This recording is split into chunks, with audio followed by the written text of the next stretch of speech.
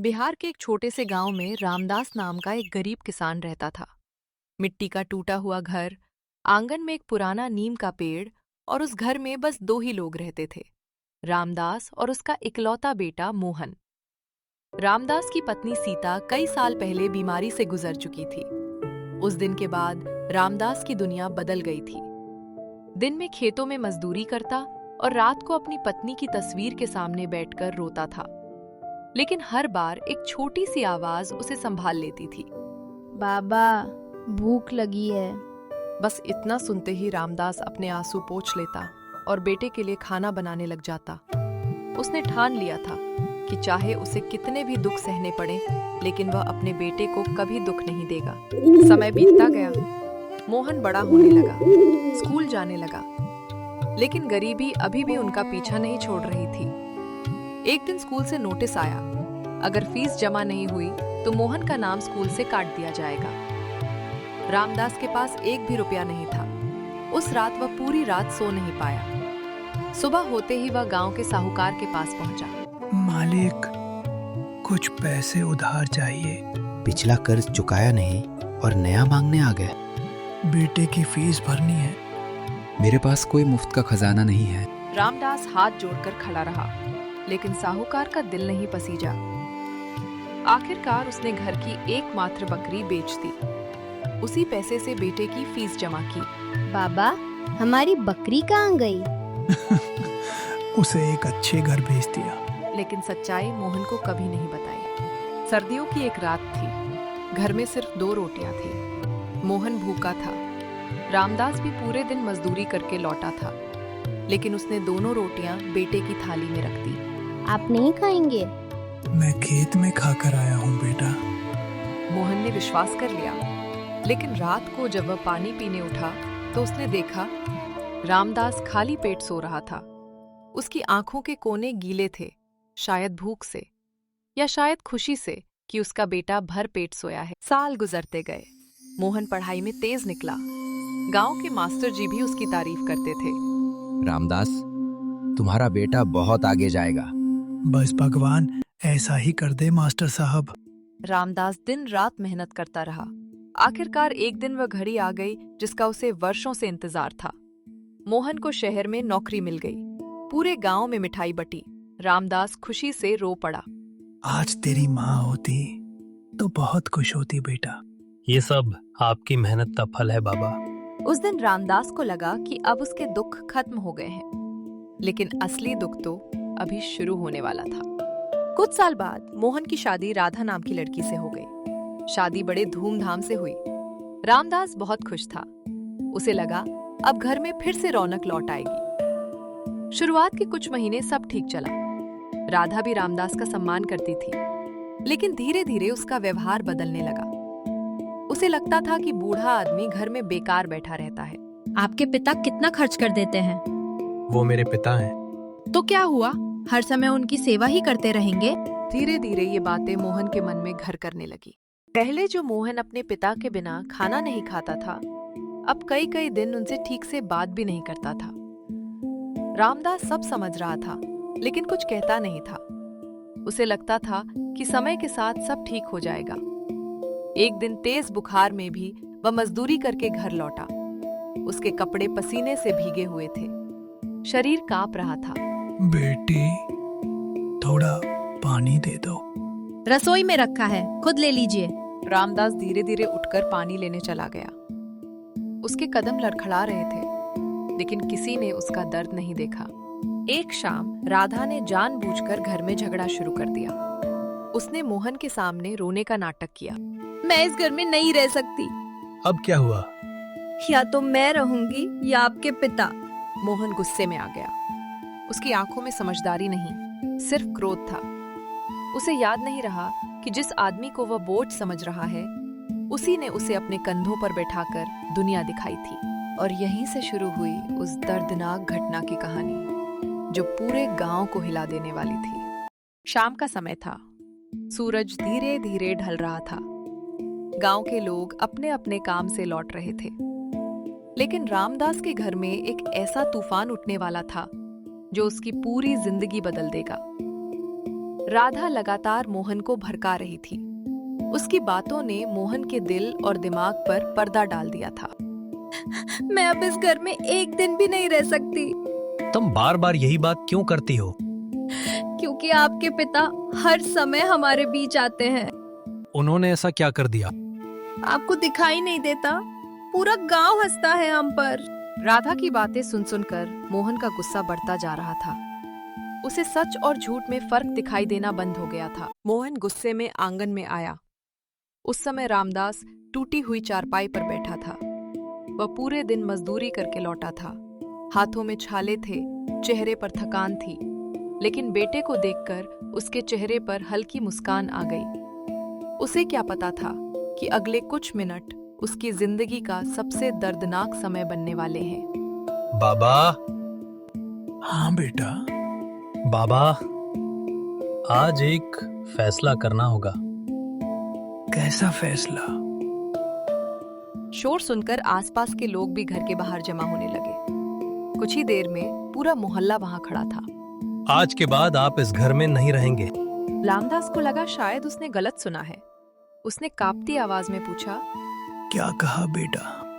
मैंने कहा आज के बाद आप यहाँ नहीं रहेंगे। लेकिन क्यों? क्योंकि आप हमारे ऊपर बोझ बन चुके हैं। बोझ। ये शब्द रामदास के दिल में तीर की तरह चुभ गया। जिस बेटे के लिए उसने पूरी जिंदगी खपा दी, आज वही उसे बोझ कह रहा था। बेटा, अगर मुझसे कोई गलती हुई हो तो बता दे, मैं सुधार लूंगा। अब बहुत देर हो चुकी है। मुझे मत निकाल बेटा। मैं इसी आंगन में किसी कोने में पड़ा रहूंगा। लेकिन गुस्से में अंधा हो चुका मोहन कुछ सुनने को तैयार नहीं था। उसने रामदास का हाथ पकड़कर बाहर की ओर धकेल दिया। बूढ़ा शरीर संतुलन नहीं बना पाया। वह जमीन पर गिर पड़ा। उसके माथे से खून निकल आया। पूरे गांव के सामने एक पिता का सम्मान टूट चुका था। रामदास धीरे धीरे उठ खड़ा हुआ। उसकी आंखों में आंसू थे, लेकिन चेहरे पर गुस्सा नहीं था। उसने आखिरी बार अपने घर को देखा, उस नीम के पेड़ को देखा जिसे उसने अपने हाथों से लगाया था, उस आंगन को देखा जहां कभी छोटा मोहन खेला करता था। ठीक है बेटा, मैं चला जाता हूँ। कुछ पल रुककर उसने कहा, भगवान करे तो मैं कभी अपने किए पर पछताना ना पड़े। ये कहकर वो धीरे धीरे वहां से चला गया और पूरे गांव में सन्नाटा छा गया। उस रात आसमान में काले बादल छा गए। तेज बारिश शुरू हो गई। रामदास बिना छत के सड़क पर चल रहा था। उसके पास न कोई सामान था, न पैसे, न कोई सहारा, सिर्फ टूटा हुआ दिल। चलते चलते वो गांव से कई किलोमीटर दूर एक पुराने मंदिर तक पहुंचा। वही सीढ़ियों पर बैठ गया। बारिश का पानी उसके कपड़ों को भिगो रहा था, लेकिन उसे अब किसी चीज की परवाह नहीं थी। हे भगवान, क्या मेरी परवरिश में कोई कमी रह गई थी? पूरी रात वो मंदिर की सीढ़ियों पर बैठा रहा। आंखों में नींद नहीं थी, सिर्फ दर्द था। सुबह हुई। मंदिर के महंत ने रामदास को देखा। उनकी हालत देखकर उनका दिल भर आया। बाबा, रात भर यहीं बैठे रहे? अब मेरा कोई घर नहीं है। महंत उन्हें अंदर ले गए, खाना खिलाया, पानी दिया, फिर उनकी पूरी कहानी सुनी। बेटा चाहे कितना भी बदल जाए, पिता का दिल नहीं बदलता। मैं अपने बेटे से नफरत नहीं कर सकता, क्योंकि तुम पिता हो। महंत की बात सुनकर रामदास की आंखें भर आईं। दूसरी तरफ मोहन घर में बैठा था। बाहर से वह कठोर दिख रहा था, लेकिन अंदर कहीं न कहीं उसे बेचैनी हो रही थी। उसे बार बार अपने पिता का चेहरा याद आ रहा था। कुछ दिनों बाद गांव में सरकारी अधिकारी आए। वे पुराने जमीन रिकॉर्ड की जांच कर रहे थे। पंचायत भवन में सभी लोगों को बुलाया गया। हमें एक महत्वपूर्ण जानकारी मिली है। सभी लोग उत्सुकता से सुनने लगे। गांव के बाहर की लगभग 100 बीघा जमीन के असली मालिक रामदास है। पूरा गांव स्तब्ध रह गया। लोग एक दूसरे का चेहरा देखने लगे। क्या? रामदास? अरे, वह तो गरीब मजदूर है। लेकिन दस्तावेज साफ थे। वो जमीन उनके पिता के नाम थी और कानूनी रूप से अब रामदास की थी। उस जमीन की कीमत करोड़ों रुपए थी। जब ये खबर मोहन तक पहुंची, उसके पैरों तले जमीन खिसक गई। लेकिन उसे सबसे बड़ा झटका जमीन की कीमत सुनकर नहीं लगा। उसे झटका इस बात का लगा कि उसने किस इंसान को घर से निकाला था। उसे अपने पिता की हर कुर्बानी याद आने लगी। वो रातें, वो भूख, वो संघर्ष, सब कुछ। मैंने क्या कर दिया? राधा भी अब डर चुकी थी। उसे पहली बार अपनी गलती का एहसास हो रहा था। मैंने गुस्से में बहुत गलत बातें कही थी। गलती सिर्फ तुम्हारी नहीं है, मैं भी उतना ही दोषी हूँ। उस रात दोनों की आंखों में नींद नहीं थी। घर का हर कोना उन्हें रामदास की याद दिला रहा था। वो चारपाई, वो लाठी, वो पुराना चश्मा, सब कुछ जैसे उन्हें धिक्कार रहा था। अगली सुबह सूरज निकलने से पहले ही मोहन अपने पिता की तलाश में निकल पड़ा। उसने आसपास के गांव छान मारे, हर मंदिर, हर बस स्टैंड, हर धर्मशाला, लेकिन रामदास का कहीं पता नहीं चला। दिन बीत गए, एक सप्ताह गुजर गया, फिर दूसरा सप्ताह भी, लेकिन रामदास जैसे धरती से गायब हो चुके थे। मोहन की हालत खराब होने लगी। उसने खाना पीना कम कर दिया। आंखों के नीचे काले घेरे पड़ गए। उसे हर समय यही डर सताता था कि कहीं बहुत देर न हो जाए। एक दिन गांव के एक बूढ़े आदमी ने मोहन को बताया, बेटा, मैंने एक मंदिर के पास एक बूढ़े आदमी को देखा है। कैसा बूढ़ा? वो गरीब बच्चों को खाना खिला रहा था। चेहरा बिल्कुल तुम्हारे पिता जैसा था। ये सुनते ही मोहन की आंखों में उम्मीद की किरण चमक उठी। वह बिना समय गवाए वहां के लिए निकल पड़ा। दोपहर का समय था। मंदिर के आंगन में कई गरीब बच्चे बैठे थे। कुछ बच्चों के कपड़े फटे हुए थे, कुछ कई दिनों से भूखे लग रहे थे। उन सबके बीच एक बूढ़ा आदमी बैठा था। वो अपने हाथों से बच्चों को खाना परोस रहा था। उसके चेहरे पर शांति थी, आंखों में अपनापन था। वो रामदास था। मोहन धीरे धीरे आगे बढ़ा। उसके कदम कांप रहे थे, गला भर आया था। वह रामदास के सामने पहुंचा। बाबा। रामदास ने सिर उठाकर देखा। कुछ क्षणों तक दोनों एक दूसरे को देखते रहे। मोहन, अगले ही पल मोहन उनके पैरों में गिर पड़ा। मुझे माफ कर दीजिए बाबा।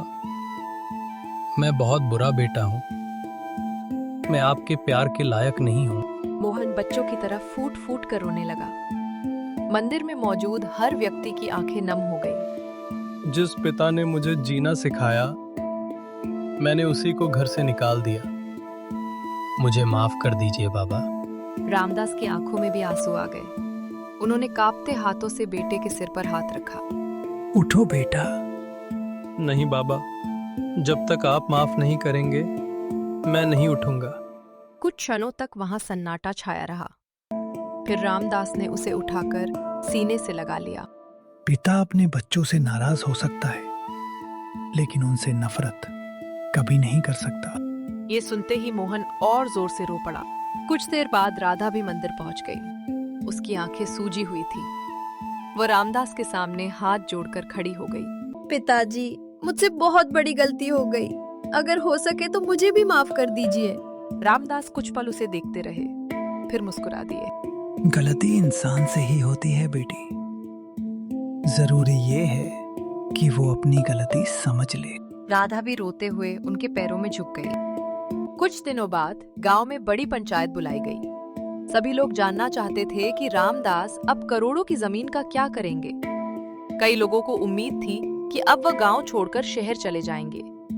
कुछ लोगों को लगा कि वो आलीशान बंगला बनाएंगे, लेकिन रामदास के दिल में कुछ और ही चल रहा था। रामदास जी, अब आप गांव के सबसे बड़े जमींदार हैं। आपका क्या फैसला है? रामदास धीरे धीरे खड़े हुए। उनकी आवाज शांत थी।